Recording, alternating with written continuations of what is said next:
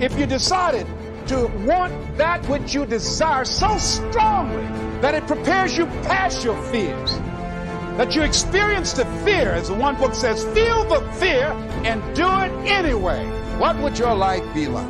And I'm saying to you that all of us who have been entombed by fear have the capacity to resurrect ourselves. What's one of the ways to get started? Some of us need somebody to hold our hands. Sometimes we need somebody to help us out. Be willing to say, I don't know. Be willing to reach out. Be willing to get some assistance to take you to the next level. Of what great athlete? You never expect boxers to make profound statements.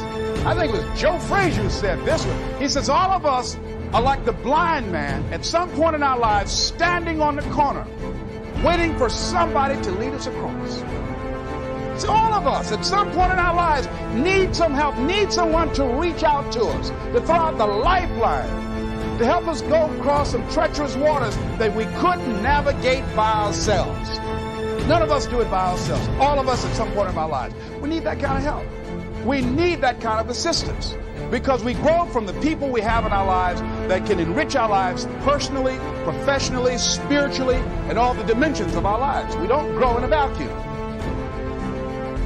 You just can't turn on passion. You can't just turn on the desire to execute a task. Look at yourself. Look at yourself and remind yourself why you are doing what you are doing. Remind yourself that this struggle, this temporary pain, this fight that you're in, this is what will make you stronger and faster and smarter and better.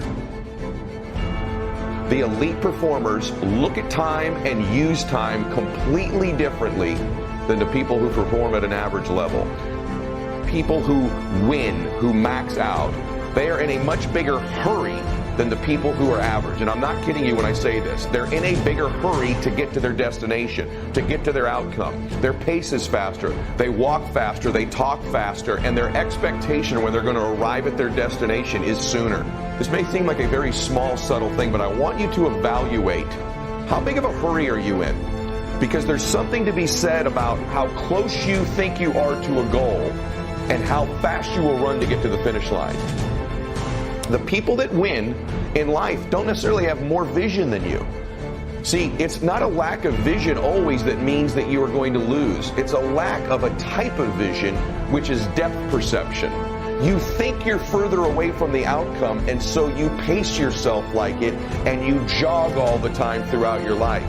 The people that win may have a bigger vision, but they have accurate depth perception. They understand how close their goals are, how close their outcome is, and they're constantly in a sprint to get there throughout their day. That means consequently, they get started earlier and they finish later. They get up earlier. Throughout the day, they're in a bigger hurry to get to the places they need to be because the finish line in their mind is so much closer. I cannot emphasize this enough to you, is just the pace and the way time shrinks for elite performers compared to the average. You don't achieve worthwhile goals quickly or easily. They take time.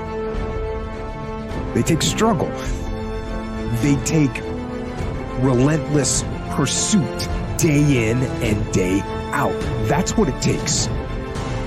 But also, things don't usually fall apart quickly either.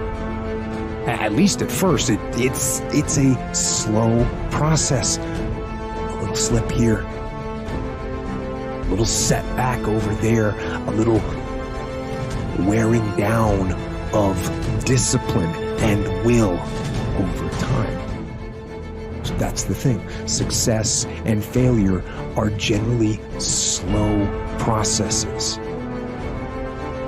Either slowly building things up or gradually tearing them down.